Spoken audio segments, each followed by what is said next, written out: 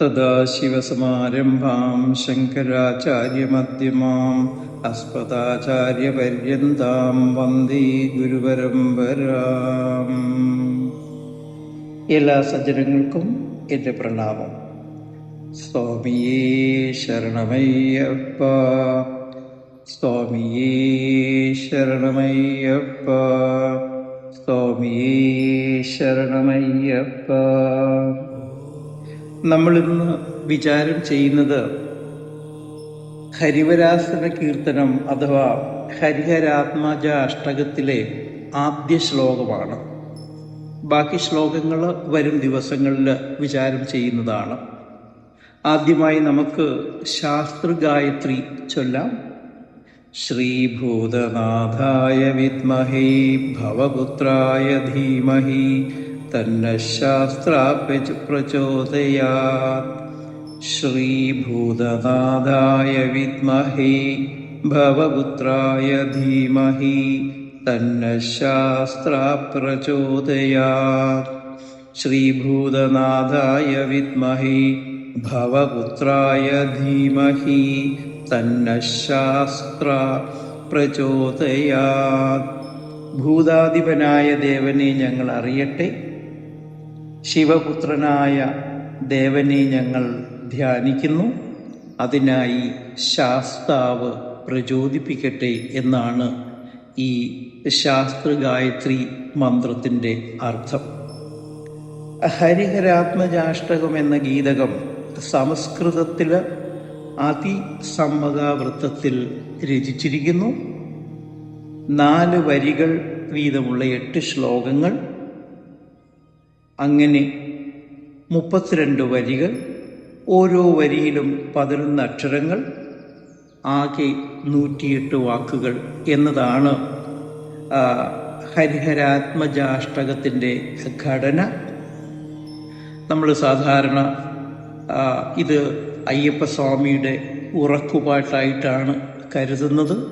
എല്ലാ ദിവസവും ശബരിമല നട അടയ്ക്കുന്നതിന് മുമ്പായിട്ട് ഗാനഗന്ധർവൻ്റെ അതിമധുരമായ ശബ്ദത്തിൽ ഈ ഹരിഹരാത്മജാഷ്ടകത്തിൻ്റെ ആലാപനം കേട്ട് നമ്മളെല്ലാവരും ആത്മസായുജ്യം നേടാറുണ്ട്.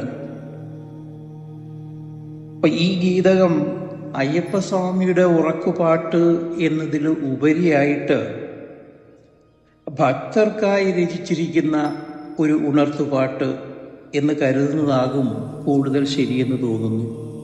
കാരണം സൂര്യപ്രഭ വിതറുന്ന അനുഭൂതി തലങ്ങളിലേക്ക്, അർത്ഥതലങ്ങളിലേക്ക്, അന്ധകരണ വിശുദ്ധിയിലേക്ക് ഭക്തിയോടെ ശ്രവിക്കുന്നവരെ, ഓരോ ഭക്തരെയും ഈ ഗീതകം കൊണ്ടെത്തിക്കുന്നത് അവാച്യ അനുഭൂതി തലങ്ങളിലേക്കാണ്. ഹരിഹരാത്മജാഷ്ടകത്തിൽ എല്ലാ പദങ്ങളും ഭഗവാന്റെ ഗുണകർമ്മ സ്വഭാവങ്ങളെ നമുക്ക് ബോധ്യപ്പെടുത്തി തരുന്നവയാണ് എന്ന് കാണാം.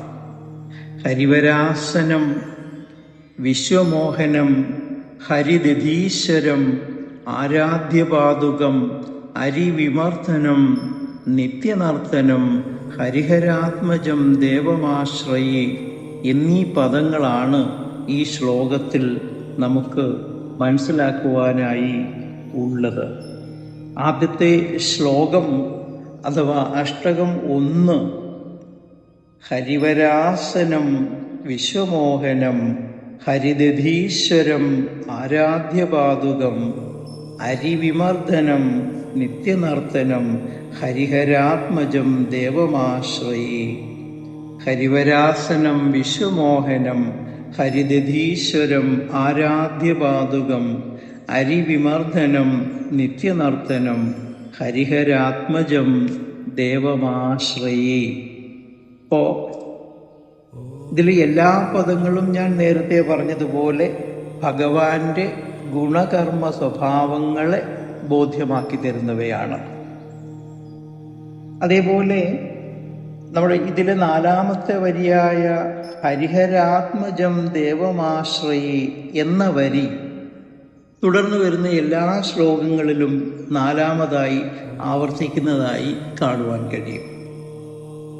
ഹരി എന്ന പദത്തിന് വിഷ്ണു, ശിവൻ, കുതിര, സിംഹം, ആകർഷിക്കുക, ഇല്ലാതാക്കുക എന്നീ അർത്ഥങ്ങളാണ് പറയപ്പെടുന്നത്. ഹരിവരാസനം, ദേവമാശ്രയി എന്ന് ഈ രണ്ട് പദങ്ങൾ കൂടി കൂട്ടിച്ചേർത്ത് കാണുമ്പോഴും ഇതിൻ്റെ അർത്ഥതലത്തിൽ വ്യക്തമായ വ്യത്യാസം നമുക്ക് കാണുവാൻ പറ്റും.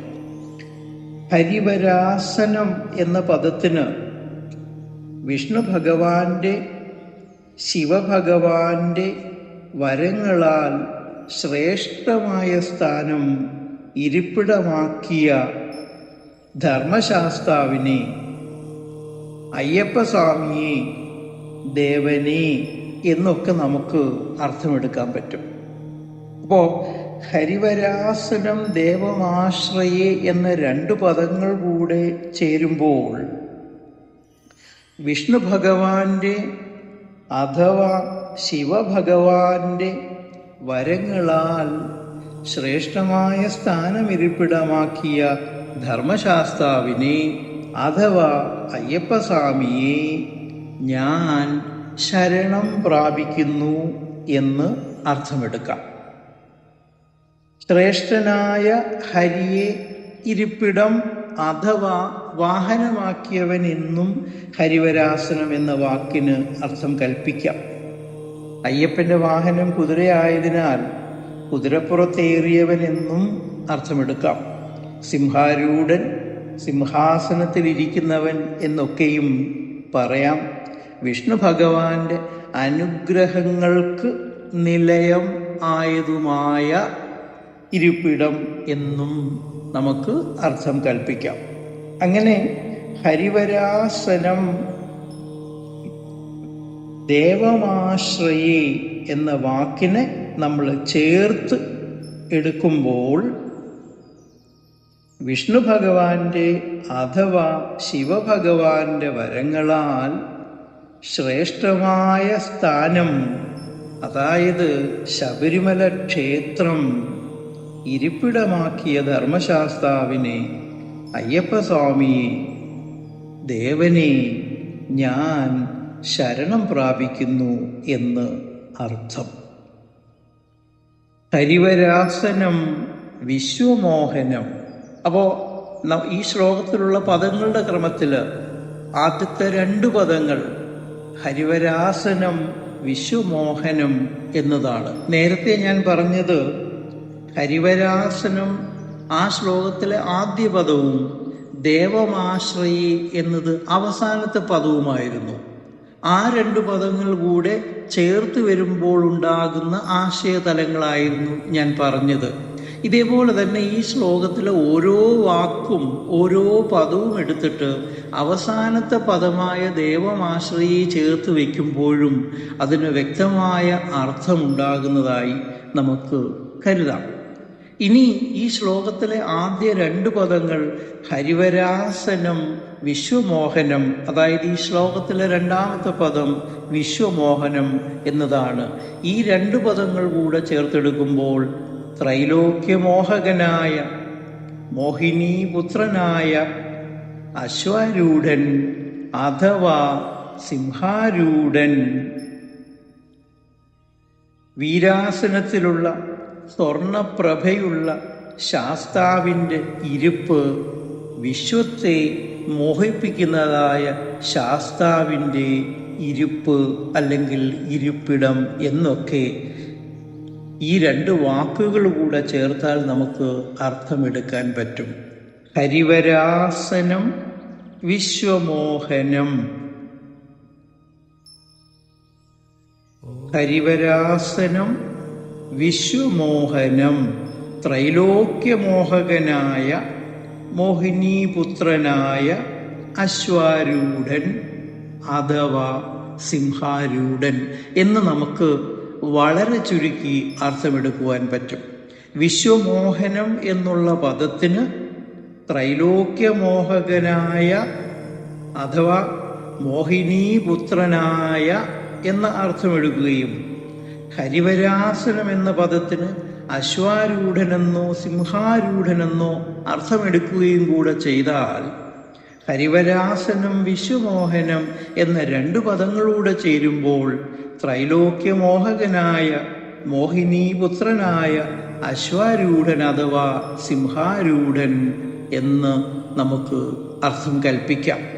അപ്പൊ ഇവിടെ വീണ്ടും നമ്മൾ ഹരിവരാസനം വിശ്വമോഹനം ദേവമാശ്രയേ എന്ന 3 പദങ്ങളും കൂടെ ചേർന്ന് വരുമ്പോൾ ത്രൈലോക്യമോഹകനായ മോഹിനീപുത്രനായ അശ്വാരൂഢനായ അഥവാ സിംഹാരൂഢനായ വിഷ്ണുവിൻ്റെ വരങ്ങൾക്ക് പാത്രമായ ഇരിപ്പിടമുള്ള ധർമ്മശാസ്താവിനെ അഥവാ അയ്യപ്പസ്വാമിയെ ഞാൻ ആശ്രയിക്കുന്നു, ശരണം പ്രാപിക്കുന്നു എന്ന് അർത്ഥം. ഇവിടെ ആ വിശ്വമോഹനമെന്നും മോഹിനീപുത്രനെന്നുമൊക്കെ അർത്ഥം വരുന്ന പുരാണ കഥകളെക്കുറിച്ചൊക്കെ നിങ്ങൾ ഓർത്തെടുക്കുക. അടുത്തത് ഹരിദധീശ്വരം ആരാധ്യപാദുകം. അവിടെയും നമുക്ക് ഹരിദധീശ്വരം ആരാധ്യപാദുകം ദേവമാശ്രയെ എന്ന് മനസ്സിൽ കരുതാം. ഹരിദധീശ്വരം എന്ന വാക്കിനെ വേർതിരിക്കുമ്പോൾ ഹരിത്ത് അധീശ്വരം എന്നിങ്ങനെ 2 പദങ്ങളായി വേർതിരിക്കാം. അതിൻ്റെ അർത്ഥം ദിക്പാലകന്മാർ എന്നാണ്. അപ്പോൾ ഹരിദധീശ്വരം എന്ന വാക്കിന് ദിക്പാലകന്മാർ എന്ന് അർത്ഥം. അപ്പൊ ഇന്ദ്രൻ, യമൻ, അഗ്നി, നിര്യതി, വരുണൻ, വായു, കുബേരൻ, ഈശൻ എങ്ങനെയാണ് നമുക്ക് ദിക്പാലകന്മാർ നമ്മൾ പറഞ്ഞു വരുന്നത്. അങ്ങനെ ദിക്പാലകന്മാരാൽ അഥവാ ദേവന്മാരാൽ ആരാധിക്കുന്ന പാദുകങ്ങളോടുകൂടിയ ധർമ്മശാസ്താവിനെ ഞാൻ ശരണം പ്രാപിക്കുന്നു. അതായത് എല്ലാ ദേവന്മാരും സകല ദേവന്മാരും പോലും ആരാധിക്കുന്ന ദേവനാണ് ധർമ്മശാസ്താവ് അഥവാ അയ്യപ്പസ്വാമി. ദേവന്മാരുടെയും ദേവനായ അയ്യപ്പസ്വാമിയെ അഥവാ ധർമ്മശാസ്താവിനെ ഞാൻ ശരണം പ്രാപിക്കുന്നു എന്നാണ് ഹരിദധീശ്വരം ആരാധ്യപാദുകം ദേവമാശ്രയേ എന്ന 3 പദങ്ങൾ കൂടെ ചേരുമ്പോൾ ഉണ്ടാകുന്ന പൂർണ്ണ അർത്ഥം. അടുത്തത് അരിവിമർദ്ദനം. അരിവിമർദ്ദനം എന്ന വാക്കാണ്. അരിവിമർദ്ദനത്തിന് ശത്രുക്കളെ നിഗ്രഹിക്കുന്ന എന്നർത്ഥം. അരി എന്ന വാക്കിന് ശത്രു എന്ന് അർത്ഥമുണ്ട്. അരിവിമർദ്ദനം എന്നാൽ ശത്രുക്കളെ നിഗ്രഹിക്കുന്ന എന്നർത്ഥം. ഇവിടെ നമ്മൾ കുറച്ചുകൂടി കടന്ന അർത്ഥതലത്തിലേക്ക് ചിന്തിക്കേണ്ടതുണ്ട്. നമ്മുടെ ശത്രുക്കൾ എന്ന് പറയുന്നത്, നമ്മുടെ ദുഃഖഹേതു എന്ന് പറയുന്നത് നമ്മളുടെ ഉള്ളിൽ തന്നെയുള്ള കാമ, ക്രോധ, ലോഭ, മോഹ, മതമാത്സര്യങ്ങളാണ്. കാമ, ക്രോധ, ലോഭ, മോഹ, മതമാത്സര്യങ്ങളാണ് എല്ലാ ജീവാത്മാക്കളുടെയും ദുഃഖത്തിന് അടിസ്ഥാനം. നമുക്ക് ചുരുക്കി കാമക്രോധാദികൾ എന്ന് പറയാം. അങ്ങനെ നമ്മൾ അയ്യപ്പസ്വാമി ധർമ്മശാസ്താവിനെ ശരണം പ്രാപിക്കുന്നവരുടെ ഉള്ളിൽ നിന്നും ഈ കാമക്രോധാദികളെ ഇല്ലാതാക്കുന്നവനാണ് ധർമ്മശാസ്താവ്. കാമക്രോധാദികൾ ഇല്ലാതെയാകുന്നു, നശിക്കുന്നു. അങ്ങനെ കാമക്രോധാദികൾ ഇല്ലാത്ത അവസ്ഥയിലാണ് ഭക്തന് ആനന്ദ അനുഭവമുണ്ടാകുന്നത്. അങ്ങനെ ധർമ്മശാസ്താവിനെ അയ്യപ്പസ്വാമിയെ ആരാധിക്കുന്നതിലൂടെ, ശരണം പ്രാപിക്കുന്നതിലൂടെ ഭക്തന് ആനന്ദ അനുഭവമുണ്ടാകുന്നു. ഇങ്ങനെയുള്ള നമ്മുടെ ഉള്ളിൽ തന്നെയുള്ള ശത്രുക്കളെ നിഗ്രഹിക്കുന്നവരാണ് ധർമ്മശാസ്താവ്. അരിവിമർദ്ദനം ദേവമാശ്രയെ എന്നെടുത്താൽ ഭക്തന്റെ ഉള്ളിലുള്ള, എൻ്റെ ഉള്ളിലുള്ള കാമക്രോധാദികളെ നശിപ്പിക്കുന്ന ധർമ്മശാസ്താവിനെ ഞാൻ ശരണം പ്രാപിക്കുന്നു എന്ന് നമുക്ക് അർത്ഥമെടുക്കാം. അടുത്ത വാക്ക് നിത്യനർത്തനം. അപ്പോൾ എപ്പോഴാണ് ഒരാൾ നർത്തനം ചെയ്യുന്നത്? അയാൾ ഉള്ളിൽ നിന്നും ആനന്ദം അനുഭവിക്കുമ്പോഴാണ്. അല്ലെങ്കിൽ നമ്മൾ ആഗ്രഹത്തോടെ അല്ലെങ്കിൽ ഇഷ്ടത്തോടെ ഒരു കർമ്മം ചെയ്യുമ്പോഴാണ് ആനന്ദമുണ്ടാകുന്നതും ആ ആനന്ദത്തിൽ നിന്നാണ് നർത്തനം ചെയ്യുവാൻ കഴിയുന്നതും. അപ്പോൾ അയ്യപ്പസ്വാമി എന്നത് അല്ലെങ്കിൽ ധർമ്മശാസ്താവ് വളരെ ആഗ്രഹത്തോടെ ഇഷ്ടത്തോടെയാണ് എല്ലാ ഭക്തരെയും സേവിക്കുന്നത്. അപ്പോൾ അങ്ങനെ ഇഷ്ടത്തോടെ ആഗ്രഹത്തോടെ ഭക്തന്മാരെ സേവിക്കുന്നതിനാൽ സംരക്ഷിക്കുന്നതിനാൽ എപ്പോഴും ഭഗവാൻ സ്വയം ഉള്ളിൽ ആനന്ദം അനുഭവിക്കുന്നു. ആനന്ദസ്വരൂപനാണ് ശാസ്താവ്. അങ്ങനെ ആ ആനന്ദസ്വരൂപൻ നിത്യമായി നർത്തനം ചെയ്യുന്നു. അപ്പോൾ അരിവിമർദ്ദനം, നിത്യനർത്തനം, ദേവമാശ്രയി എന്ന 3 പദങ്ങൾ ചേർത്തെടുത്താൽ ഭക്തരുടെ ദുഃഖഹേതുവായ കാമക്രോധാദികളെ ഇഷ്ടത്തോടെ ഇല്ലാതാക്കുന്ന ധർമ്മശാസ്താവിനെ അയ്യപ്പസ്വാമിയെ ഞാൻ ശരണം പ്രാപിക്കുന്നു എന്നർത്ഥം.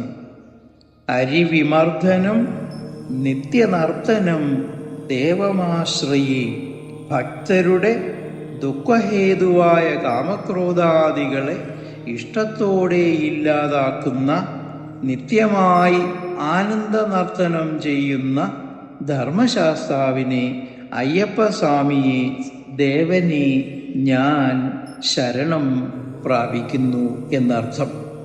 ഹരിഹരാത്മജം എന്ന വാക്കിന് കൂടുതൽ വിശദമാക്കൽ ആവശ്യമില്ല എന്ന് കരുതുന്നു.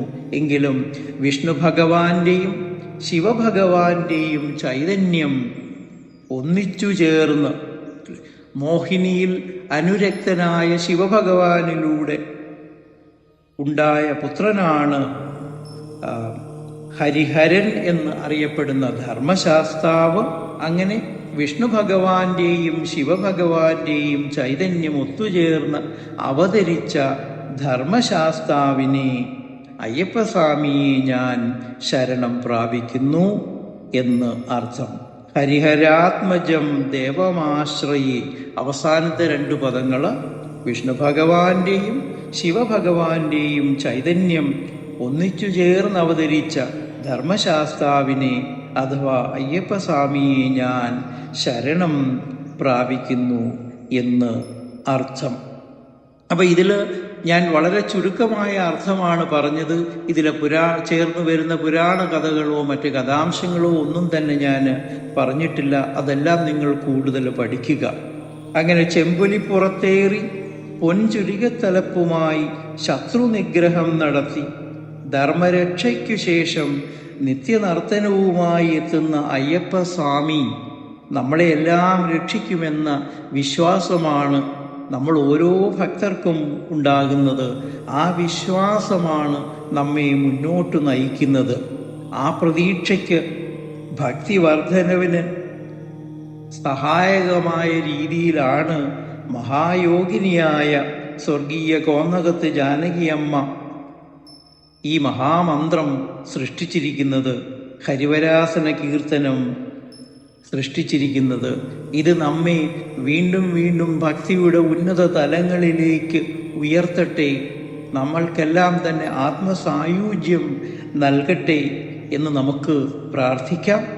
ബാക്കിയുള്ള 7 ശ്ലോകങ്ങൾ നമുക്ക് തുടർഭാഗങ്ങളിൽ ശ്രവിക്കാം. എല്ലാ സജ്ജനങ്ങൾക്കും എൻ്റെ പ്രണാമം. സ്വാമിയേ ശരണമയ്യപ്പ, സ്വാമിയേ ശരണമയ്യപ്പ, സ്വാമിയേ ശരണമയ്യപ്പ.